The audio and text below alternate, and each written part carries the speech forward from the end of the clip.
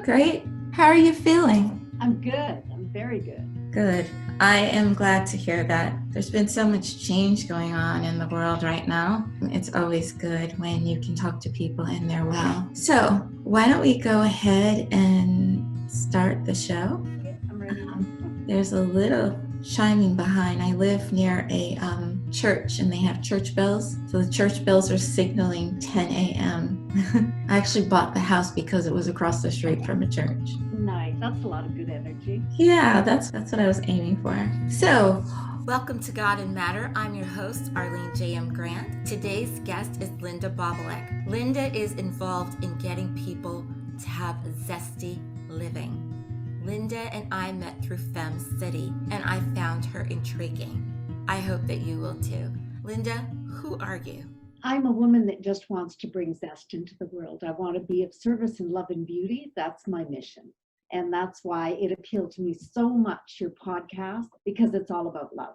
And I had that vision years ago that came to me and it said, yeah, that's what you do. You're of service in love and beauty. And I help women, especially, to crystallize what they really want in their business, in their life, so that they could be standing in their power and control. And then I help them build a strategic plan to be able to align and amplify and then attract those zesty dreams that they have, because we all have dreams. And I have a #1 best-selling book, international bestseller, called Zest Your Life, A Taste of Inner Wisdom. How did you come up with Zest Your Life, A Taste of Inner Wisdom? I didn't. It really was divine intervention. I just woke up one morning and I just said, I've got the name. And that's how I wrote the book. I really felt like I downloaded the book. I got up, maybe it was 3-4 o'clock in the morning, and went down into my office and was working, crawled back into bed around 6:30. And my husband said, what were you doing? I said, either it was brilliant or I just spent the last 3 hours writing garbage. And when I got up the next day, after I had a nap, and I looked at it, I was able to break it into themes. And those themes became the 4 sections in the book. And the Taste of Inner Wisdom came because I was hosting workshops. All of the book has been workshopped because I wanted to make sure that what I was saying really works. And so at the end of one of my workshops, I saved a little bit of time and I brainstormed with the group of what does zest mean, and we just put words all over, a real genuine brainstorming, and then we circled the words that we like the best, and the Taste of Inner Wisdom is what came up. Collaborative. That is beautiful. I like that the concept is the product of community. That, for me, resonates the truth and authenticity of what you're offering. So, Zest for Life, what is Zest? Because some people are like, what is Zest?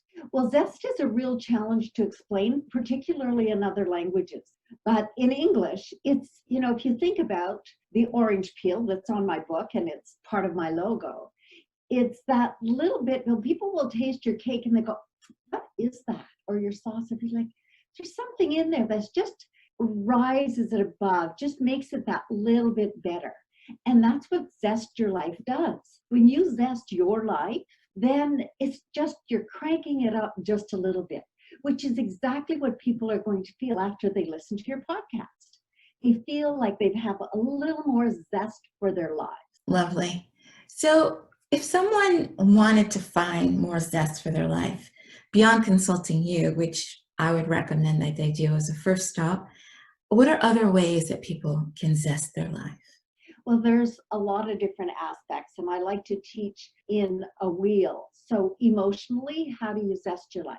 Well, you put your feet on the floor in the morning, and Satan shudders and says, oh, she's up. And when you've got that attitude that you can make Satan shudder, then you can do anything, because it's going to put a smile on your face. And you say, thank you. Thank you that I could get out of the bed, because I don't know about you, there were days I couldn't get out of bed. So it's having that gratitude, that emotional gratitude.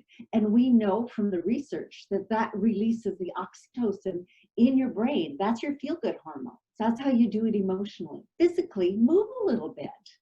Appreciate your environment. The birds are out, and even if it's the dead of winter in Ottawa, you can appreciate the snow. And what a mystery it is that we can get 3 feet of snow in a matter of hours. And then the spring comes, my tulips are blooming, And so physically, really appreciate the world around you and appreciate yourself too, whatever you have. And whatever color your hair is turning, that's you. That's the real you. And that's okay to appreciate that. And then mentally, appreciate that you do have the capacity. You have the capacity to think, to discern, to make a difference in the world, to make your own decisions, to make choices. That's your mental capacity.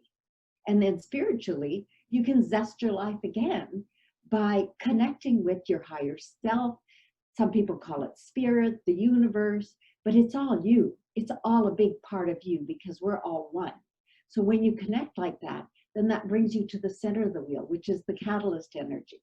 Because we know that a wheel can't turn if it doesn't have a hub. And that's what pulls all of those energies together. And when you have a little bit of each, then you're going to find you can crank your life up. And if you think of the past, there have been times when you did that. You did raise yourself up emotionally and physically and mentally and spiritually so that the catalyst, your core inside, felt powerful and strong and in control. That's how you zest your life. I love that concept, and especially with the wheels. And when we talk from a spiritual place, I don't know if you remember, but in, I believe it's the book of Ezekiel, there are the wheels that are turning and they move in accordance with God's will, whether it's to go to the left, to go to the right. And I believe that completes us. So looking at the spiritual, the emotional, the social, the mental, all of those different components make us whole. So I think that's a brilliant way of putting that through. And thank you for heeding the divine call. How did you come to writing this? Had you been doing this type of work? How did God make room for your gift that you're doing this? I always think of God as the goddess. And it was a group of women that I was in a circle of women, and I said something, and somebody said, if you gave workshops about that, I would come. I went, really? I guess I had something to say. And I put a series of workshops together, and I was talking about emotional zest, physical zest, mental zest, and spiritual zest. And so I did the workshops, and I saw women change right before my eyes. It was truly amazing. And one of them said, I don't want to sound like I was skeptical coming in, but I've been to a lot of these workshops since my husband died. He was murdered, actually, and he was a police officer. So it was very traumatic. She was left with 2 little kids, and she had never been able to move on. And she says, I didn't expect much when I came here, but everything has changed now. So that really encouraged me to continue with the workshop. She never came back. She would send me a note and say, I'm taking my kids to Orlando, So she really got to regain her life with her children. And then I did the whole series of workshops again, but this time I added on a vision board to add some more clarity, and that went over really big. And after I did that a couple of times, a couple of rounds of the workshops, then I put the book back together again as a manual, so as a manuscript. And inside the book, there are actually worksheets in there and exercises that you can download into a workbook, and you can work through the exercises in the book. Because reading a book and not applying any of the knowledge is not going to move you to that higher zesty vibration. And that's what we want. So we need to write out the answers, really think about it. And I've done a whole series of webinars going through the exercises, and they're all on my YouTube channel. So if you want to watch them there, you can go to my website, and I will walk you through all of the exercises in the book. So what is your website? lindababulic.com. Okay, so for those listening, it would be LindaBabulic.com. And your YouTube channel, is it also the same, Linda Babulic? Same thing, consistency. It's important. You do have really beautiful branding, by the way. It makes me happy when I look at your stuff, and that's important. There's a certain psychology that exists with colors and different choices. So Well done. Are you a psychologist in any way, or how did you? No, I'm not, but I've been accused of that several times. I really trust my intuitive power to be able to go into someone's heart and mind and to know where they want to go. And I can help them clearly map out with that. That's what I do to help women really crystallize what they want and get them to have that dream and to be clear about it. But also, I know what steps I can guide them to take. And it's not the same for everybody. I don't coach through a formula. It's all my own materials. So I coach from the heart and from intuition to just trust and to really listen to what it is that people want and need. Well done. Now, what formal training do you have that augments that? I believe that spirit is the ultimate trainer in whatever we do, and I think you do as well. But what other types of things? Because it's remarkable what you're doing to help somebody who's getting over the trauma of her husband being murdered, or empowering another soul to live a better life, a more authentic life. That's pretty amazing work. What other types of things did you do to give you that intuitive sense that you could use it in a constructive way? Well, it's 3 decades of experience to start with. And I went back to school to finish my university degree as an adult with an executive husband and 2 little children. And I took several facilitation courses. But one of the things that really helps me a lot in my training programs and helped me write the book is I'm certified in writing programs for adults. So training courses. So that's one of the things that I bring to the table. And in order to do that, you need to have an organized hierarchy of the way you're thinking. And so it helps people to understand on the way I'm teaching it also, because I'm certified in that. I'm certified in group facilitation and several other modalities that I've taken all kinds of training, whatever interests me. And as it turns out, like you say, Spirit brought it all together for me to be here now to do this. I'm smiling because it's beautiful. Now, you went back to school to do this. What was that like, coming back? Because a lot of people are going to have to start over, especially now. Oh, right. I was 33 years old when I went back to school. And it's not a coincidence. That's the age of Christ. 33 is a pivotal point in a lot of people's lives. And I already had 1 year of university. And so I went back for 2 years. And it was an interesting experience because, of course, you know, the 18-year-old kids that are sitting in class with a 33-year-old mother are thinking they're sitting with an old lady. So I did get a few comments. I remember taking a sociology of sport class. And not only was the professor younger than me, she was shorter than me. And I had just I came in my heels, dressed up. I sat on the board at the art gallery.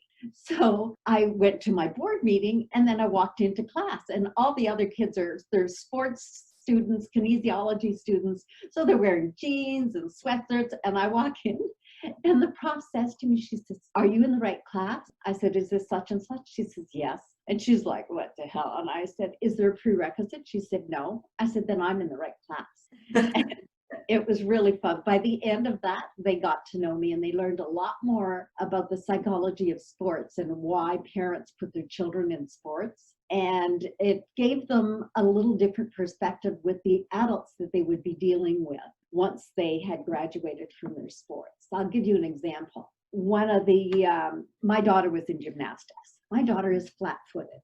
Flat foot on a beam doesn't work out that well. And she loved it. So we put her in it. And, you know, it's not easy when you have 2 kids and you're shuffling them around and you have to drive one and the times are never coordinated. And one of the students in the class made a crack about, "Oh, yes, parents just put their kids in gymnastics so that they can show off," or some condescending remark. Not like that at all. I said, I would really rather not see that poor child torture herself on a beam. And I'm doing it because she wants to do it and she needs to learn what she can and can't do. And so the whole class was quite enamored by that.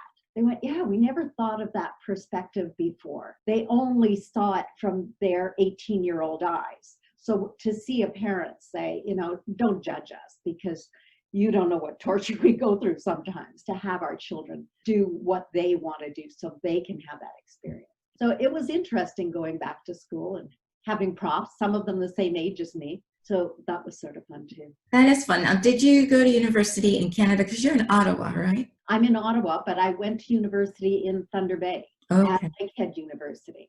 nice. Interestingly enough, just a couple of months ago, I met the new president of Lakehead University, who's a woman, and she has a copy of my book. And when I walked in, she knew all about me, so it was really fun. It's just interesting how years later that comes back to you. She was here in Ottawa at meetings. Oh, wow, that's so cool. Yeah, Now, going back to your book, which I think is fascinating, the foreword of your book is written by Justin Sachs. He was the publisher of my book. So I published through Motivational Press, and he wrote the foreword for it. Met him through a mutual friend who suggested that I go to Motivational Press. There had been another publishing company that had been hounding me for months. And when I finally sent them the manuscript, they said, it's too woo-woo, you know, we can't publish that. And it was like, well, that's good to know, because that obviously means that you're not the publisher I should have. Exactly. Good for you. And it's interesting because someone had been from California, was sitting at my dining room table in Ottawa, and she said, who are you publishing with? And I told her, and she went, ooh, she sort of cringed. And she said, if that doesn't work out, let me know. I'll introduce you to someone. And right away, I was in the car when I had this phone call that said, your book's been rejected. And right away, I got on the phone and I called her in California and said, okay, that didn't work out, as if she already knew. And she's published several books herself. And she got on a three-way call with us. And the next thing I knew, in November of 2015, I launched my book. That's wonderful. Now, for those that don't know, Mr. Sachs is affiliated with The Secret, correct? No, I don't think so. What you're thinking of is the endorsement on the back of the book. Okay, thank you. Is Dr. Joe Vitale, who is in The Secret. Okay. And he has countless books, maybe 50 books, probably more, translated into several languages. He teaches Ho'oponopono, and he endorsed my book, along with Marcia Weeder of The Secret of Dream University. And they've both been on Oprah several times. I was very flattered that they chose to support my book. And I didn't know at the time that they're best friends. Oh, wow. So how did you end up getting your books before these two best friends? Well, I met Marcia Weeder when I was at a Brendan Burchard event. I've taken a lot of training. I was at his Experts Academy, and we were taking a break, walking down the hall, and she said, where are you from? I said, oh, I'm from Canada. I live in a little cabin in the woods. At the time, I didn't live in Ottawa. I lived in the country on 8 acres in a little cedar home, so a little cabin in the woods. And she started to laugh. I said, that amuses you? She said, yes, I live in a penthouse in Beverly Hills. So we thought that was great. So I got to send her a copy of my book to 90210. And with Dr. Joe Vitale, I was writing, because everyone I quoted in my book, I wrote to them to ask them permission to use their quote in my book. And as I was writing it, Spirit came upon me and said, go ahead, ask him to endorse. And it really felt like it was a shove. What have you got to lose? He'll let you use the material from his book. And I said, and by the way, would you mind endorsing my book? And I got a note back that said, yes, I would endorse your book. And you have permission to use my materials. This is how you need to title it and quote it and put my website in it. It was amazing. That is amazing. Especially, it's amazing about you that you had the confidence, but also the sensitivity and intuitiveness to listen to Spirit, to do something that some people would be afraid to do. Oh my gosh, Vitale, can I approach him and ask him? What if he says no? What if he says no? The fact of the matter is, what if you don't try? That's the question that we should be asking. Do you agree with that? Absolutely. I asked several other people, because then once I sent the letter off to Dr. Joe Vitale, then I was nervy. I thought, oh, well, I'll ask this one, and I'll ask this one, and I'll ask this one. And of course, they all said no. Not of course, but they all said no. And it was like, okay, that's fine. It was worth a try, though. You know, I really gained that the knowledge that if you don't ask, then you got to give people an opportunity to say yes. If I don't offer my coaching services, my training programs, then how is anybody going to know that I have a one-on-one influence builder program? That's my one-on-one coaching program. I have powerful first impression, how to introduce yourself, juicy effective conversations, a ton of training programs that I work with my clients if they have staff. But how's anybody going to know that if I don't make an offer? And so I make an offer. And just like I connected with you to offer to be on your show. Otherwise, how would you have known? This is true. And I'm so glad that you made the offer and that we connected, and we're connecting still. Now, a couple questions for you. Your training, is it all virtual? It started off being live because I had a lot of clients in the auto parts sector to Honda. So they build the tire assembly, the bumpers, all of that for the Honda plant. And much of it now has gone, I can take it virtual. Good. There are some exercises that I've even tried that worked really well in the classroom that I thought this may or may not work, but it worked beautifully, even online. That's great. I bring that point up because I know you spoke about workshops and how you workshopped Zest your life. And, you know, there are people who may want to connect with you and say, well, oh man, we have this shutdown. You know, I know she has these videos, but can I have something that's with me and Linda, as opposed to watching what Linda has done? So it's good to know that you have virtual opportunities available for people. And you just gave me an idea. I had a Zest Wisdom Circle for women that I hosted after the book came out. We would get together. Sometimes it was in a yoga studio that I rented, and sometimes it was in my home, depending on the number of people that we had come out. And the women loved that. And I could probably do that online and revive that. In the book, there's 7 secrets to women with Zest. And that was the series I did with my Wisdom Circle women fund. That's awesome. I'm glad that I could offer you something as you're offering something to us. Now, with your work that you do, how does it impact who you are? I'm sure interfacing with people and seeing their lives unfold and become zested or zesty, how does that impact you? It gives me a real strong sense of purpose. It gives me a strong sense of confirmation that what I am doing is important and it's significant in the world. And it's not just what I do, it's the ripple effect of what others do with what they've learned while working with me. I spoke to a client, in fact, I just spoke to her again this morning, and at the beginning of this shutdown, I asked her, I said, how, because her company had to close, they're all working from home, you know, businesses are working fine, but it's all different. And I said, how would you be coping with this had we not been working together for the last year? And she went, oh, I'd be going crazy. And it was like, she could just take it down a notch and just really evaluate, this is how I'll deal with my staff. This is how we're going to do these things. And she just was able to put everything into place that needs to happen. And I spoke to her today and everything is going really well. And then in fact, one of her employees that was having challenges, she says, now I have time to spend with her and mentor her and bring her up, and her productivity has gone way up. So it's nice to see that, to put the right things in places. And when I work with CEOs as herself, then I also provide training to the staff. So we did effective conversations, we did time management with the staff, so that the staff and the CEO are working together as one. And it's really paying off for her, especially now. We didn't expect they'd have to apply it this way, but it's paying off. That's awesome. So with that, what you're doing now, what do you see yourself doing in the future? I see myself on large stages, whether that's virtual or in person. I've spoken to hundreds of people. I'm comfortable on stage. I used to have my own show that I hosted for 3 years. It was in a bar with a stage, and I would get 6 speakers to come and tell a story from the heart. And I usually tried to get 3 men and 3 women. And it started, there were not very many people. And then I sold out first night. It was once a month. And it ended up being a really big thing that we packed the room. And I've had over 200 speakers that came to the stage. I only ever repeated 3 people. And then I had like thousands of people in the audience. I had just moved to Ottawa, 6 months before, so I didn't know very many people, but I was familiar with Mo Mondays, and I had spoken on their stage in other cities. So it was great when I became the host here, and I was able to put that on. So I have great, I love the energy of being on the stage. And somebody said to me,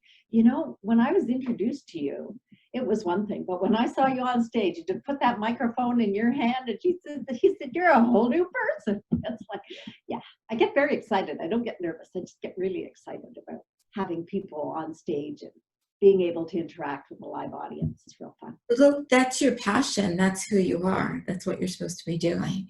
So I'm really glad that you feel that way. You'll do a better service to people when you're engaged in what you're doing. Now, we've talked about a lot of things. Let me ask you this. What inspires you to be? What inspires me? Funny you use that word, because I had a dream years ago and it just said be, just be. And I went, seriously? Do you know how hard that is? What inspires everything? I think it's just a love of life that I have. It doesn't take much to get me excited about. I'm excited that my orange tulips are blooming in my garden this year. I planted those last fall. I just get excited about lots of things, and that's what inspires me. And it inspires me to see that the world is ready for this. The world is ready for leaders to step up, like you, like the listeners, to make a difference in the world, because the world is ready for a new world order, and we're here to create it. A world that's far more equal than it's ever been before. It's time for us to step up into our leadership role. I love everything that you're saying. I have to pause and think about that for a moment. You know, when you talk about being, there was a time where I had an injury that impacted my vision, and I'd gone from lawyer to photographer. And they said, oh, you might have to go back to being a lawyer because we don't think you'll be able to see to do photography anymore. And I was so devastated hearing that. I didn't receive that. And I went on to continue doing photography, but it took work and lots of vision therapy. And I heard, let it be, when they said this to me. I didn't repeat it to anyone. I just heard what they said and just let it be. And the Beatles song came to my mind, and I just sat there listening to it and crying, and I just felt this peace in letting it be. And I think that might be the key to us being, is to embrace and be. Wherever we are. I heard that voice one day. I was working in the garden. I had a big garden at the old house, and the driveway was a gravel driveway. And the snowplow farmer had come by and blown all the stones into my garden. And there I was in the spring on my hands and knees, picking the rocks out. And I went, what am I going to do about this? And the voice came into my head and said, one at a time, Linda, one at a time. I was like, okay, that's all I could do. I could just pick the stones out one at a time. And when I'd finished picking buckets of stones out, I felt a lot better. It felt like, yeah, I needed to pick and connect with each one of those stones, put them back to where they belonged. Because it's ironic that at that time, my life was chaotic. And what I've learned is that when my garden went chaotic, my life was chaotic. So by putting order to the garden, I put order into my own life. That's incredibly powerful. That I just had to sit again with that moment to say, okay, so all these rocks come, and you get instruction from that moment how to approach the chaos in your life, one at a time. A lot of times people are overwhelmed because there's so much happening, but one at a time. Now, how did you transition? Was it the one at a time step, or were there other things you had to do to deal with this chaos? What was that like? It just started by feeling better that the garden was coming into order, and then everything else seemed to come back together again. I don't even remember what all the chaotic pieces were. I just remember thinking about that at the time, that, well, isn't this funny? Ha ha. You know, it really became a symbolism for that. I say God has a sense of humor. Before you said you thought about God as the goddess, I think about God as male, female, and everything in between. Because if the creation reflects the creator, then there has to be much more than just a male imagery for God. So oftentimes I may say God in a male sense, just as a convenient, all-encompassing pronoun to say he, but definitely I appreciate and respect that. So is there something that you have that you'd like to share, like maybe something from your book or a favorite quote or something that inspires you in your process that you think might be motivating to those listening? Well, I know right now is the time when people maybe are feeling a little bit less than zesty. What works really well, and I've done this in live workshops and had people say it to my women participants, say it to each other. I've had clients stand in the mirror and say it. And in my book, there are affirmations. And I print them off when I do events. And people get to wear the affirmation on their chest. And the one that men particularly like is the label that says, I am a zesty woman. So you get up in the morning when you start to feel like, then just work yourself up. Start when you're feeling really good. Start there so that your body and your cellular memory can anchor in that positive feeling. So right now, if you're feeling really good, just say, I am a zesty woman. I am a zesty woman. How you doing today? I'm zesty. You're zesty. I'm a zesty woman. And then when you feel like you don't have that cranked up to where you want it, just look in a mirror and just say it again. I am a zesty woman. It's part of the brain priming that we could do for our own brains. And that releases the right chemicals so that our body feels better and we smile. Say, I am a zesty woman, and a smile. And you'll feel zesty. You'll feel more powerful. And then you can add more. I am a powerful woman. I am a woman in control of my life, my days, and my legacy. I am a zesty woman. I am powerful. I am in control of my life and my legacy. Now, it works, as you said, for males, females, and non-identifying, and it works. Claim who you are, take control of who you are, and let that vibrate within you, increasing your frequency. Feed yourself positive information. As a man thinketh, so shall he be.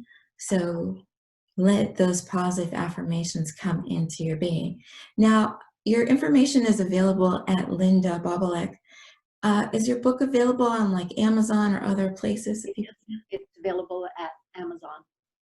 Okay. In Canada and the US, and in Canada, it's also available at Chapters Indigo.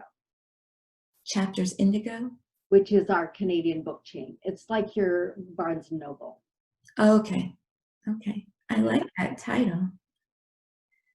I like that name, Chapters Indigo. So, Linda, we've talked about a lot and our time is coming down, but is there anything that I haven't asked you? Because I'm sure there is something that you would want to share and people to understand about you, the importance of your work, anything. What I would love to do is give your listeners a free gift. Oh. I have an ebook. It's 8 powerful pages on how to discover your dreams and desires. And after they listen to this, it will be familiar because it goes through the emotional, the physical, the mental, and the spiritual. What do you really want in your life? You know, if Spirit came down and said, okay, you can have 3 wishes. Are you ready? Do you know what you really want in your life? And if we don't know what we want, how are our prayers going to be answered? So that will be my gift to your listeners, is my free ebook. They'll just need to sign up on my website. And then after that, they'll get other surprises too. Oh, that's awesome. That's awesome. I'll be sure to mention that. Now, we have a little extra time left, so I do want to ask you a couple quick questions. One, with people who are not feeling as zesty and they're doing these affirmations, is there a way to come up with affirmations that continue to feed them, or should they look for other established affirmations? So I think the big thing is to be aware of when your emotions change. What flips you from feeling good to feeling bad? What flips you from feeling bad to feeling good? That's a really important thing, is to just pay attention. The first part of the book is called Awaken the Woman Within. So first we need to wake that woman up to pay attention to what's going on. I remember one morning I called my big sister and I said, I am so bummed. And she's like, what's the matter? Because she knows that does not me. And she says, I said, I don't know. I just don't feel real good today. She said, oh, honey, did you have a bad dream? Yes. I couldn't remember the dream. I didn't try to remember the dream. But as soon as she said that, I realized that I had brought my nighttime dreams into my day. And so I had that yucky feeling. It's like, how could I feel this yucky? I just got up. And then as soon as she said that, it was like, oh yeah, that must be what it is. And then I could step out of that headspace into feeling more. I felt so much gratitude, which I always do for my big sister and my little sister. And it just feels good to know, but you need to be aware of that. So as soon as she said that, it was like, oh yeah, that's right. And the other thing that I heard the other day that I'm going to share with you, I used to always say to myself, what's the very best thing Linda could do for Linda right now? And the other day, I changed that. And my question now is, does this honor me? Does this honor me? So does my branding honor me? Does what I wear brand, does it honor me? Does what I do honor me? Do the words that are coming out of my mouth honor me? Do they honor the people around me? And that's my new mantra. Does this honor you?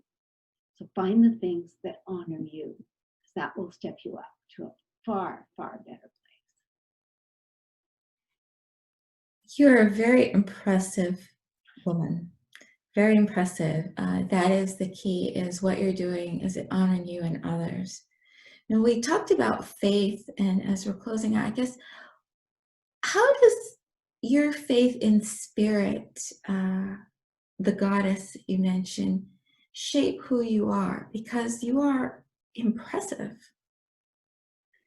Well, I don't think of the goddess as separate from me. I remember when I belonged to a goddess circle and my husband saying, what is this, some kind of cult or a religion? I said, no, it's not like that. It's like, I am the goddess.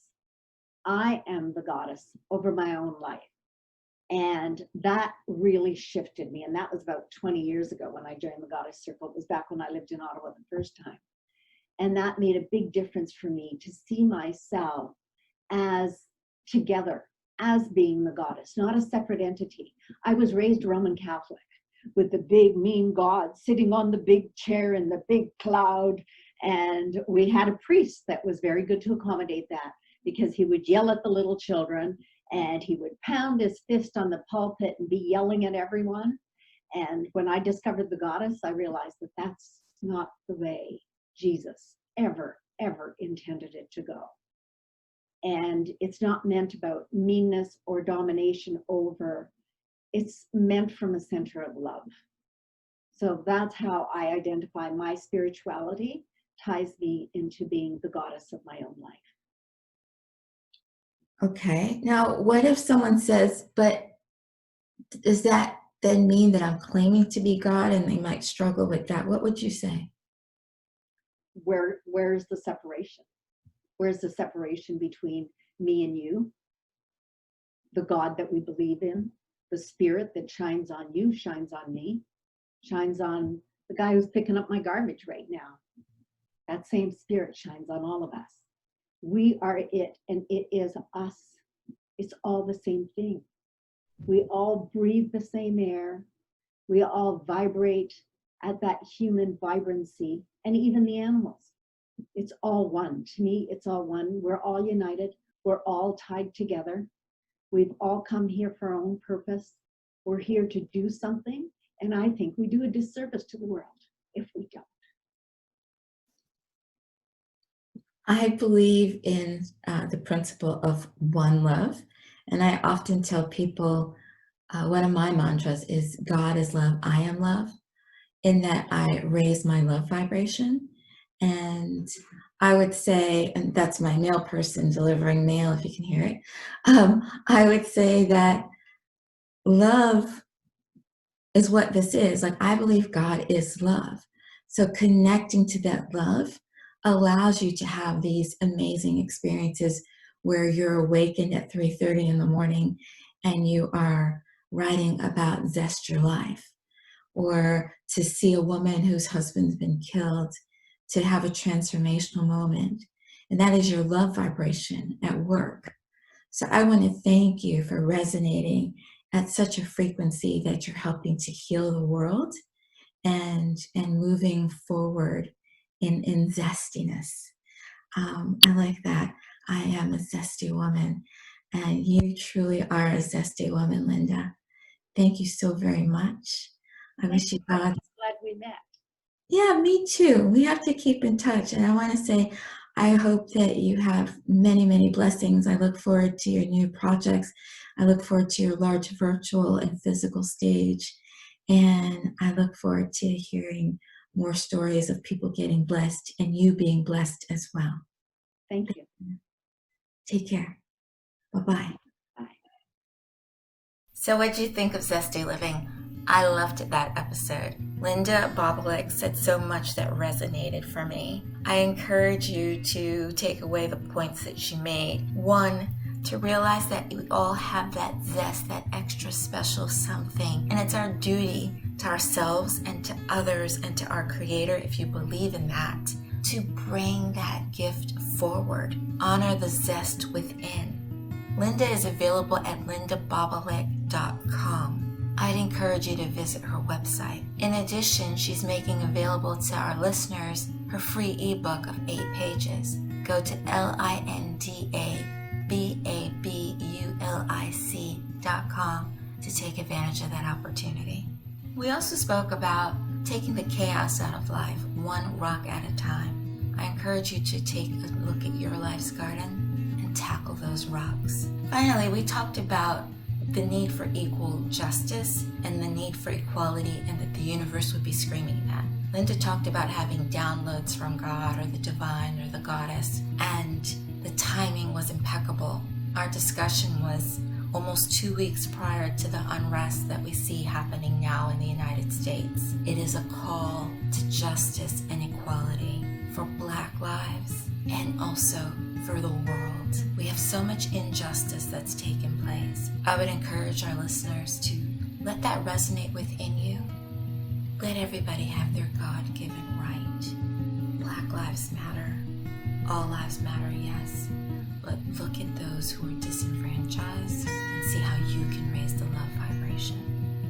Next time on God and Matter, our guest will be James Beal. He's my buddy. He took my photography workshop years ago, and we've remained in touch. James has a small bookstore, and his life totally changed. God and Matter is produced by Arlie Speaks Media, LLC. We're distributed through Castbox.fm and available on YouTube.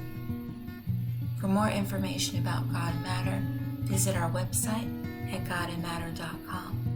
Thank you so much for listening. Until next time, be well.